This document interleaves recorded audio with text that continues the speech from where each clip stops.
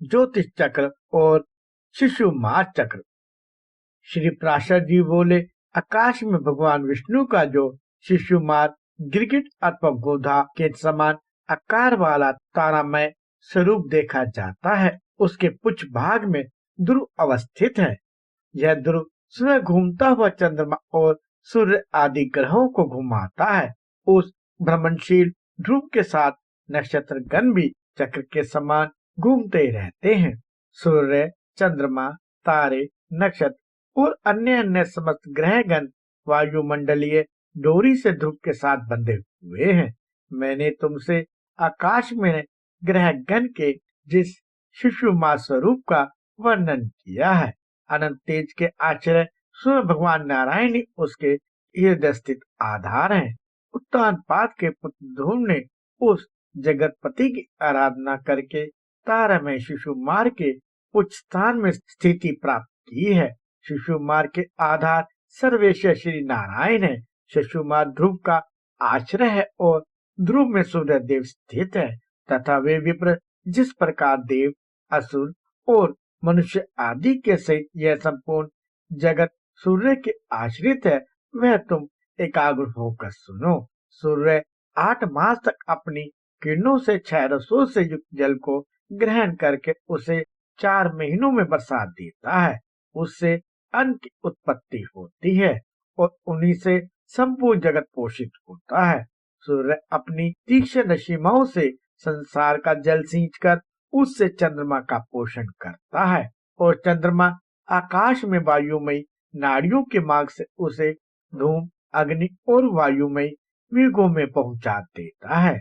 यह चंद्रमा द्वारा प्राप्त जल मेघों से तुरंत ही भ्रष्ट नहीं होता, इसलिए अब्र कहलाता है। हे मैत्रेय, काल जनित संस्कार के प्राप्त होने पर यह अभ्रष्ट जल निर्मल होकर वायु की प्रेरणा से पृथ्वी पर बरसने लगता है। हे मुनि, भगवान सूर्यदेव नदी, समुद्र, पृथ्वी तथा प्राणियों से उत्पन्न इन 4 प्रकार के जलों का आकर्षण करते हैं तथा आकाश गंगा के जल को ग्रहण करके वे उसे बिना मेघ आदि के अपनी किरणों से ही तुरंत पृथ्वी पर बरसा देते हैं। हे द्विजोत्तम, उसके स्पर्श मात्र से पापंक के धुल जाने से मनुष्य नरक में नहीं जाता, अतः वह दिव्य स्नान कहलाता है।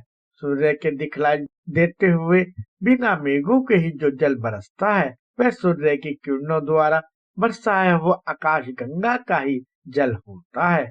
कृत्तिका आदि विषम अयुग्म नक्षत्रों में जो जल सूर्य के प्रकाशित रहते हुए बरसता है, उसे दिग्गजों द्वारा बरसाया हुआ आकाश गंगा का जल समझना चाहिए। रोहिणी और आर्द्रा आदि सम संख्या वाले नक्षत्रों में जिस जल को सूर्य बरसाता है, वह सूर्य रश्मियों द्वारा आकाश गंगा से ग्रहण करके ही बरसाया जाता है। हे महामुने, आकाश गंगा के ये सम और विषम नक्षत्रों में बरसने वाले दोनों प्रकार के जल में दिव्य स्नान अत्यंत पवित्र और मनुष्य के पाप भय को दूर करने वाले हैं। हे द्विज, जो जल मेघों द्वारा बरसाया जाता है, वह प्राणियों के जीवन के लिए अमृत रूप होता है और औषधियों का पोषण करता है। हे विप्र, उस वृष्टि के जल से परम वृद्धि को प्राप्त होकर समस्त औषधियां और फल पकने पर सूख जाने वाले गोधूम, यव आदि अन्न प्रजावत के शरीर की उत्पत्ति एवं पोषण आदि के साधक होते हैं। उनके द्वारा शास्त्रविद मनीषीगण नित्य प्रति यथाविधि यज्ञ अनुष्ठान करके देवताओं को संतुष्ट करते हैं। इस प्रकार संपूर्ण यज्ञ, वेद, ब्रह्मांडी वन, समस्त देव समूह और प्राणीगण वृष्टि के ही आश्रित है। हे मुनि श्रेष्ठ, अन्न को उत्पन्न करने वाली वृष्टि ही इन सबको धारण करती है तथा उस वृष्टि की उत्पत्ति सूर्य से होती है। हे मुनिवरोत्तम, सूर्य का आधार ध्रुव है, ध्रुव का शिशुमार है तथा शिशुमार के आश्रय श्री नारायण है। उस शिशुमार के हृदय में श्री नारायण स्थित है, जो समस्त प्राणियों के पालन करता तथा आदिभूत सनातन पुरुष है।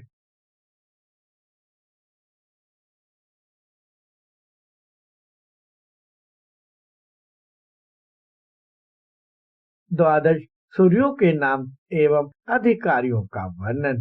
श्री प्राशर जी बोले, आरोह और अवरोह के द्वारा सूर्य की एक वर्ष में जितनी गति है उस संपूर्ण मार्ग की दोनों काष्ठाओं का अंतर 180 मंडल है।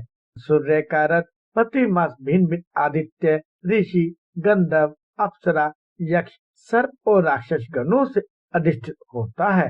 हे मित्र, मधुमास चैत में सूर्य के रथ में सर्वदा धाता नामक आदित्य, क्रतुस्थला अप्सरा, पुलस्त्य ऋषि, वासुकी सर्प, रथभृत यक्ष, हेती राक्षस और तुम्बुरु गंधर्व ये 7 अधिकारी रहते हैं तथा अरिमा नामक आदित्य, पुलह ऋषि, रथोजा यश, पुंजिक स्थला अप्सरा, प्रहिति राक्षस, कच्छीवीर सर्प और नारद नामक गंधर्व ये वैशाख मास में सूर्य के रथ पर निवास करते हैं।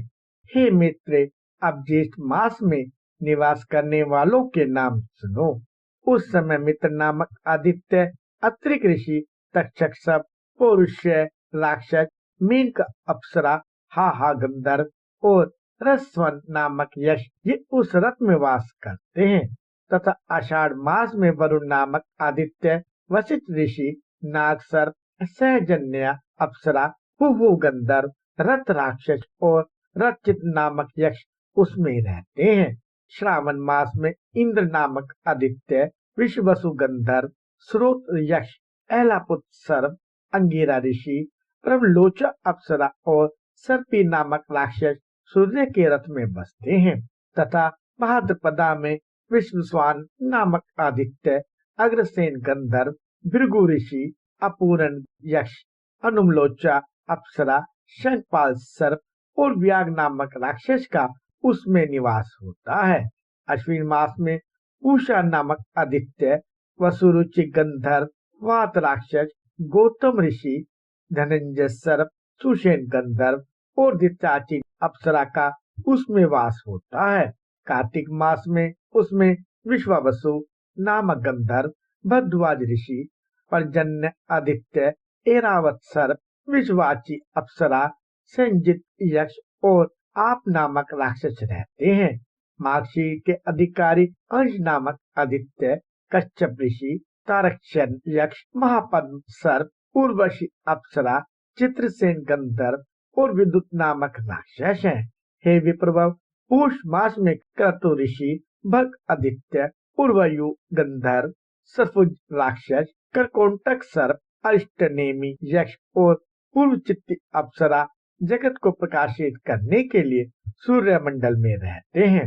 हे मित्र, त्वष्टा नामक आदित्य, जमग्नि ऋषि, कंबल सर्प, त्रिलोत्मा अप्सरा, ब्रह्मोपेत राक्षस, ऋतजित यक्ष और धृतराष्ट्र गंधर्व ये 7 माघ मास में भास्कर मंडल में रहते हैं।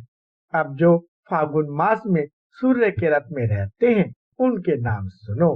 हे महामुने, वे विष्णु नामक आदित्य, अश्वत सर्प, रंभ अप्सरा, सूर्यवर्चा गंधर्व, सत्यजित यक्ष, विश्वामित्र ऋषि और यज्ञोपेत नामक राक्षस हैं।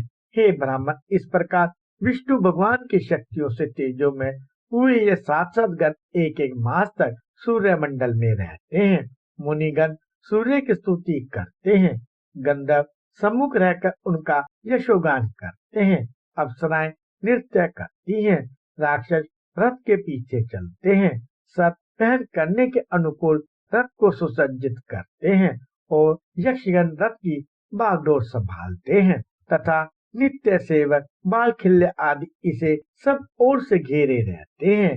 हे मुनि सत्तम, सूर्य मंडल के ये 7 गण ही अपने अपने समय पर उपस्थित होकर शीत, ग्रीष्म और वर्षा आदि के कारण होते हैं।